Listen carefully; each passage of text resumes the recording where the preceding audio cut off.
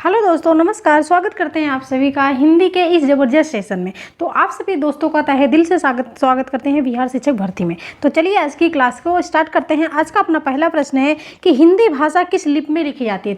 तो आप किसी भी शिक्षक भर्ती की जब तैयारी कर रहे होते हैं या जब शिक्षक भर्ती का एग्ज़ाम देते हैं तो उसमें सबसे पहले क्या होता है कि लिपि जानना ज़रूरी होता है। जो लिपि से अगर आपके क्वेश्चन आ गए या फिर भाषा से आपके क्वेश्चन आ गए तो सबसे ज़रूरी बात होता है भाषा और लिपि दोनों का ज्ञान होना। तो यहाँ पर हिंदी भाषा किस लिपि में लिखी जाती है? देवनागरी, गुरुमुखी, ब्राह्मी, सौराष्ट्री। तो जो हिंदी भाषा की लिपि होती है क्या होती है? तो हिंदी भाषा आपके देवनागरी लिपि में लिखी जाती है। संस्कृत भाषा की लिपि क्या होती है? तो देवनागरी होती है, ठीक है। और पंजाबी भाषा की लिपि क्या होती है? तो गुरुमुखी होती है। तो ऐसे भाषा के साथ साथ लिपि जो है जानना बहुत ही ज़्यादा ज़रूरी होता है। तो यहाँ पर आपका ए ऑप्शन लॉक हो जाएगा, देवनागरी। हिंदी भाषा की लिपि क्या है? तो देवनागरी है, ठीक। वैसे संस्कृत भाषा की लिपि देवनागरी होती है। हिंदी और संस्कृत दोनों भाषाओं की लिपि देवनागरी होती है। क्वेश्चन नंबर 2 है कि हिंदी साहित्य के आरंभिक काल को आचार्य रामचंद्र शुक्ल ने क्या कहा है? बहुत ही कह सकते हैं VIMP प्रश्न है कि हिंदी साहित्य के आरंभिक काल को आचार्य रामचंद्र शुक्ल ने क्या कहा है। तो ये तो आपका बदलने वाला नहीं है। आरंभिक काल को आदिकाल के नाम से भी जाना जाता है। यहाँ से आपका प्रश्न कैसे बनेगा? तो यहाँ से आपका प्रश्न बनेगा कि आरंभिक काल को आचार्य रामचंद्र शुक्ल ने क्या कहा है, आरंभिक काल को जॉर्ज ग्रियर्सन ने क्या कहा है। तो अलग अलग कवियों के नाम यहाँ पर दिए होंगे और आरंभिक काल को अलग अलग नाम से जाना जाता है। तो ठीक है, तो इस प्रकार से यहाँ पर आचार्य रामचंद्र शुक्ल का नाम आया है कि आचार्य रामचंद्र शुक्ल ने आरंभिक काल को क्या नाम दिया है? तो यहाँ पर हो जाएगा वीर गाथा काल, ठीक है।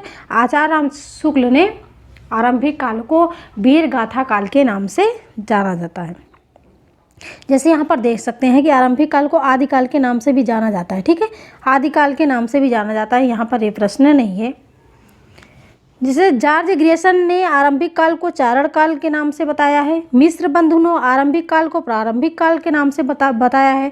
आचार्य महावीर प्रसाद द्विवेदी ने आरंभिक काल को किसके नाम से बताया है? तो बीज वपन काल के नाम से बताया है। तो यहाँ पर आरंभिक काल का बहुत ही नाम है और अलग अलग कवियों ने इसको अलग अलग नाम दिया है, ठीक। वैसे आचार्य रामचंद्र शुक्ल ने वीर गाथा काल कहा है और पंडित राहुल सांस्कृत्यायन ने इसको सिद्ध सामंत काल कहा है। किसको? तो आरंभिक काल को, यानी कि आदिकाल को। क्लियर? अब यहाँ पर जो क्वेश्चन का संख्या है वो थोड़ा सा यहाँ पर बदलती जा रही है, आप लोग थोड़ा सा इसको कर लीजिएगा ऐसे। तो क्वेश्चन नंबर यहाँ पर ये 3 हो गया, ठीक है। क्या हो गया? 3 हो गया। तो चिंतामणि के रचयिता हैं, चिंतामणि के रचयिता कौन है? तो जयशंकर प्रसाद, महावीर प्रसाद द्विवेदी, रामचंद्र शुक्ल। तो यहाँ पर सी ऑप्शन लॉक हो जाएगा, आचार्य रामचंद्र शुक्ल। प्रश्न नंबर 4, वीर गाथा काल के सर्वश्रेष्ठ कवि माने जाते हैं। वीर गाथा काल के सर्वश्रेष्ठ कवि कौन माने जाते हैं? तो यहाँ पर हो जाएगा चंद्रवरदाई, ठीक है। चंद्रवरदाई जो हैं वीर गाथा काल के सर्वश्रेष्ठ कवि माने जाते हैं। प्रश्न नंबर है यहाँ पर 5 कि पृथ्वीराज रासो के रचनाकार हैं। पृथ्वीराज रासो का रचनाकार कौन है? तो चंद्रवरदाई हो जाएगा। चंद्रवरदाई पृथ्वीराज रासो के रचनाकार हैं।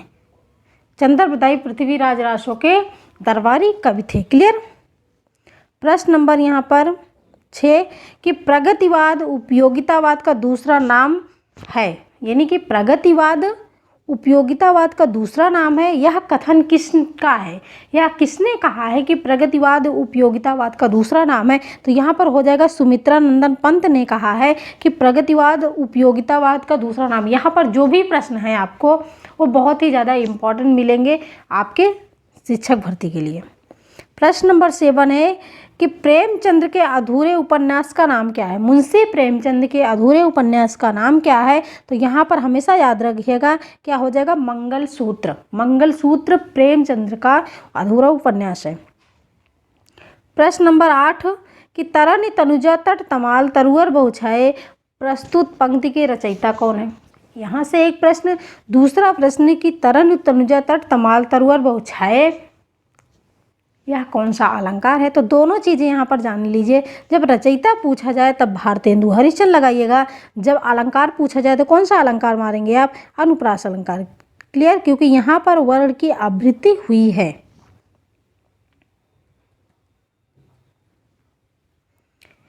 प्रश्न नंबर 9, हार की जीत कहानी के रचनाकार कौन है। तो ये ऑप्शन लॉक हो जाएगा, सुदर्शन हो जाएंगे। हार की जीत कहानी के रचनाकार। किस रस को रसराज कहा जाता है किस रस को रस का राज कहा जाता है।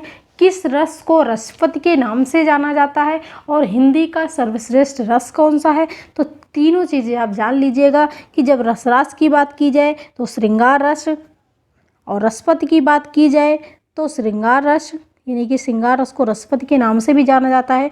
और सर्वश्रेष्ठ रस की बात की जाए तो कौन सा रस, तो श्रृंगार रस। ठीक है, क्लियर।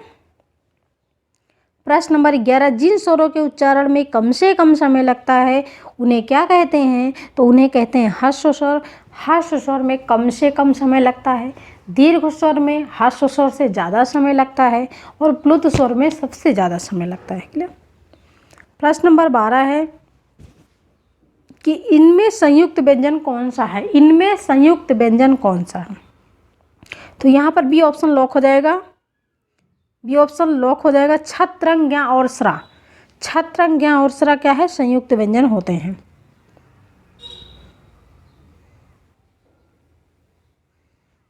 छत्रंग ज्ञ और स्रा आपके क्या हैं, संयुक्त व्यंजन है। क्लियर। प्रश्न नंबर 13, दो वर्णों के मेल से होने वाले विकार को क्या कहते हैं। जब वर्णों के मेल की बारी आए, जब वर्णों का मेल लिखा हो, यहाँ पर देखिएगा कि जब वर्णों का मेल हो तो आपका क्या हो जाएगा, संधि हो जाएगा।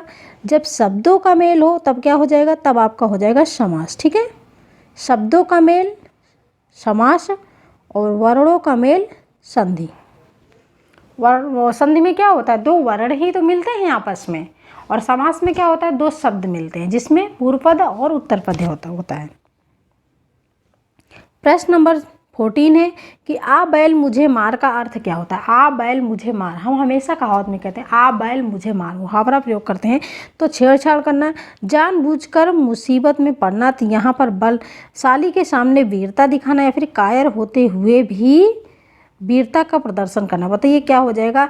तो आ बैल मुझे मार का अर्थ होता है जानबूझकर हम मुसीबत में पड़ते हैं। जब जानबूझकर मुसीबत में पड़ना, इसका मतलब आ बैल मुझे मारने का अर्थ होता है। प्रश्न नंबर 15 कि इतिश्री होना मुहावरे का अर्थ है। जब किसी कार्य को हम आरंभ करते हैं, ठीक है, जब किसी कार्य को हम आरंभ करते हैं, शुरू करते हैं, तो हम क्या कहते हैं कि श्री गणेश कर दिए। ठीक है, श्री गणेश कर दिए, इसका मतलब हम शुरू कर दिए। लेकिन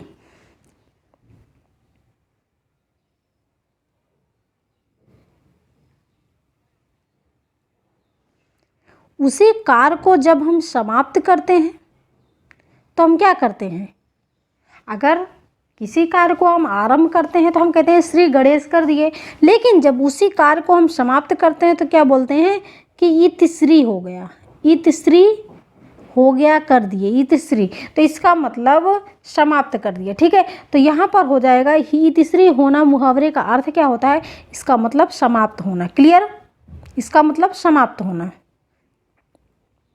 प्रश्न नंबर 16 है अनुपस्थित में उपसर्ग है। अनुपस्थित, अनुपस्थित में क्या है भाई, तो आप इसमें यहाँ पर देखिएगा हो जाएगा, ए ऑप्शन लॉक हो जाएगा, अनुपस्थित।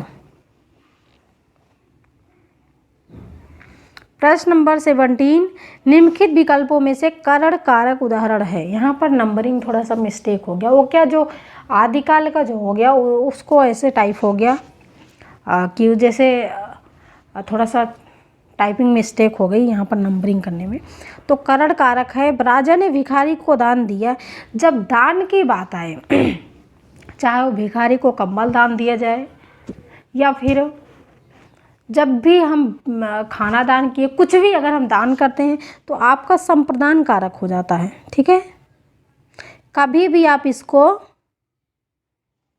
करण कारक नहीं मानिएगा। जब भी हम दान की बात करते हैं तो वहाँ पर संप्रदान कारक हो जाता है। ठीक है,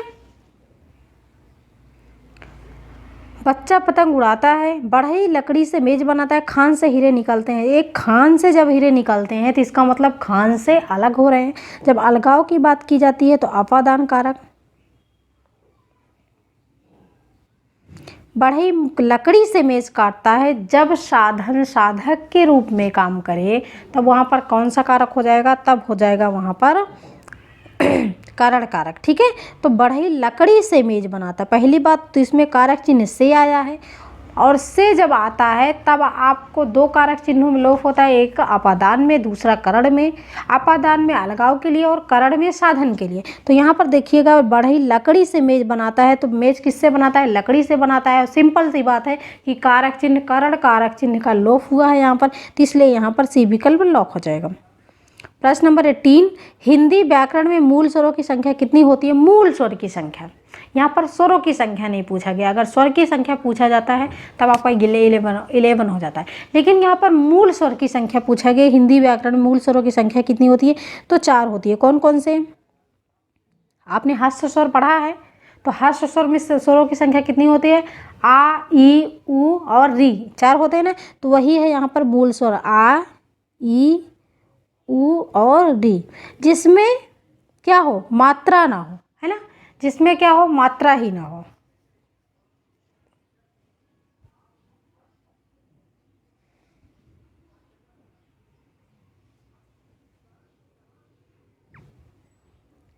प्रश्न नंबर 19 है, यहाँ पर 20 हो गया। संकल्प किस संधि का उदाहरण है? यहाँ पर देखिएगा, अगर आपको किसी संधि में क्या निकल के आता है? सम। सम ऐसे लिखोगे, नीचे हलंत मिल जाए। अगर आपको हलंत नीचे मिल जाए तो कुछ नहीं करना है, क्या लगाना है? तुरंत आपको लगाना है व्यंजन संधि। व्यंजन संधि में हमेशा आपको नीचे हलंत मिलेगा। ठीक है, तो ये थे दोस्तों आज के 19 प्रश्न। आपको वीडियो कैसी लगी? अगर वीडियो अच्छी लगी तो वीडियो को लाइक एंड चैनल को सब्सक्राइब जरूर कीजिएगा, और कमेंट बॉक्स में आप स्कोर अपना जरूर बताइएगा। Thanks for watching video this Sadhana Tyagi expert classes.